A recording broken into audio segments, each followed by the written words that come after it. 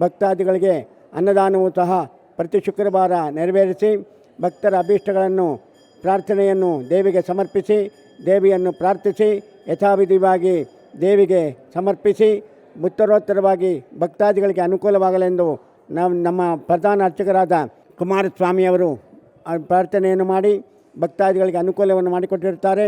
ಅವರಿಗೆಲ್ಲರಿಗೂ ದೇವಿಯ ಅನುಗ್ರಹವನ್ನು ಮಾಡಿ ಉತ್ತರೋತ್ತರವಾಗಿ ಅಭಿವೃದ್ಧಿಯನ್ನು ಹೊಂದುತ್ತಿರುತ್ತಾರೆ. ಆ ದೇವಿಗೆ ಯಥಾವಿಧಿಯಾಗಿ ದಿನನಿತ್ಯದ ಸೇವೆಯೂ ಸಹ ಭಕ್ತಾದಿಗಳಿಂದ ನಡೆಸುತ್ತದೆ. ಭಕ್ತಾದಿಗಳು ಯಥೇಚ್ಛವಾಗಿ ಬಂದು ತಮ್ಮ ಮನೋಭಿಷ್ಟವನ್ನು ನೆರವೇರಿಸಿಕೊಂಡು ಉತ್ತರೋತ್ತರವಾಗಿ ಅಭಿವೃದ್ಧಿಯನ್ನು ಹೊಂದಿರುತ್ತಾರೆ. ಬನ್ನಿ, ಎಲ್ಲರೂ ದೇವಿಯ ಸೇವೆಯಲ್ಲಿ ಪಾಲ್ಗೊಳ್ಳಿ, ದೇವಿಯ ಅನುಗ್ರಹವನ್ನು ಪಡೆಯಿರಿ.